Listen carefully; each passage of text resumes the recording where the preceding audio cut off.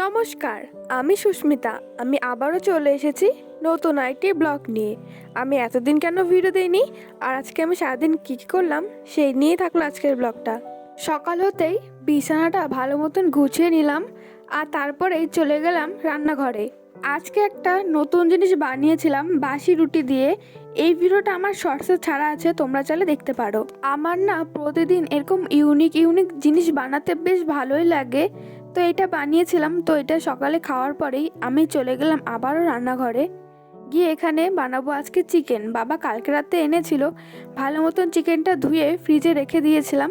তো আজকে সকালে এটা ঝোল করব, তার জন্য চিকেনটা ভালো মতন কষিয়ে নিলাম আর এরপরে জল দিয়ে দিলাম। তো এটা এখন ভালো মতন ফুটলে কিন্তু রেডি হয়ে যাবে। সো আজকে হচ্ছে বাইরে প্রচণ্ড গরম পড়েছে আর আমি তো এদিকে চিকেন রান্না করছি। তো চিকেনটা ওদিকে হচ্ছে আর আমি এদিকে আমাদের বাড়িতে প্রচণ্ড গাছ আছে এই জায়গাটায়। তো এই জায়গাটা এসেছি এখন বসতে, যেহেতু এখন প্রচণ্ড গরম আর প্লেন যাচ্ছে আকাশ দিয়ে। যাই না তোমরা আমার কথাটা শুনতে পাবে কি না। চিকেনটা রান্না করার পর আমি একেবারে চলে গেছিলাম স্নান করতে। এসে এখানে সবার প্রথমে ক্রিমটা ভালো মতন মেখে নিচ্ছি। আমি এতদিন কেন ভিডিও বানাইনি, চলো সেটাই তোমাদের সঙ্গে শেয়ার করি। আমি এতদিন করে লং ভিডিও বানাইনি, কিন্তু শর্ট ভিডিও বানিয়েছিলাম, কারণ মাঝখানে আমার এক্সাম ছিল আর এমনি অন্য কোনো কারণে কিন্তু আমি ভিডিওটা বানাইনি। এখন আমার কেন জানি বড় ভিডিও বানাতে ভালোই লাগে না, কিন্তু আমি আমার মনকে অনেক বুঝিয়েছি যে না, আমাকে কিছু একটা করতেই হবে। তার জন্য কিন্তু আমি আবার শুরু করেছি। এখন আমি চেষ্টা করব সপ্তাহে একটা বা দুটো করে লং ভিডিও দেওয়ার জন্য। আর শর্ট ভিডিও তো প্রতিদিনই আমি ছাড়ি, তোমরা চাইলে দেখতে পারো বা তোমরা হয়তো দেখো। তো অনেক দিন পরেই আজকে আমি ভিডিওটা বানাচ্ছি, তো জানি না কীরকম হবে। সো যাই হোক, বাদ দাও ওসব কথা। চান করে এসে ক্রিম মাখার পরে আমি কিন্তু চুলটাকেও বেঁধে নিয়েছি আর যে চিকেনটা করেছিলাম সেটা দিয়ে কিন্তু দুপুরে খাবারটা খেয়ে নিলাম। দুপুরবেলা খাওয়া দাওয়া করার পর আমি খানিকক্ষণ রেস্ট নিয়েছিলাম আর তারপরে বইটাই পড়ে নিয়েছি। আর এরপর বিকাল হয়ে গেছে, এখন বাড়ির সমস্ত কাজ আমি করে নিয়েছি আর খানিকক্ষণ বাদেই কিন্তু সন্ধ্যা লাগবে। তো সন্ধ্যা দিয়ে আমাকে যেতে হবে আবার টিউশনে। তো এখন এখানে আমি বসে আছি, তো দেখতে থাকো। বিকেলবেলা বাড়ির সমস্ত কাজ করার পরে আমি চলে এসেছি সন্ধ্যা লাগতেই সন্ধ্যাবাতি দেওয়ার জন্য। পুজো তো চলে এসেছে, অনেকেরই ঠাকুর দেখা হয়ে গেছে, কিন্তু আমাদের এখনও হয়নি। আমরা যাব ওই সপ্তমী বা ষষ্ঠী থেকে। বেশিরভাগ সময় আমরা সপ্তমী থেকে ঠাকুর দেখা শুরু করি।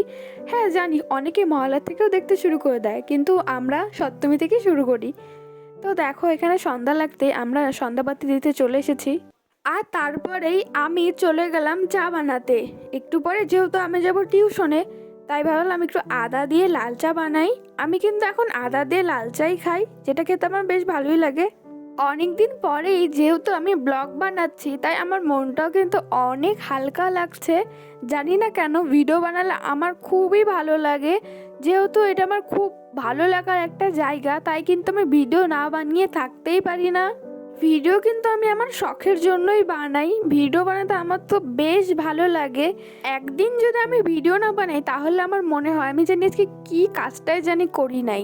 ভিডিও বানাতে আমার এত ভালো লাগে, যদি একদিন মিস করে দিই তাহলে মনে হয় কি আমার ভালোই লাগে না। তো যাই হোক, এদিকে আমি রেডি হয়ে গেছি আর এখন আমি ব্যাগটাকেও গুছিয়ে নিচ্ছি, যেহেতু এখন যাব আমি টিউশনে।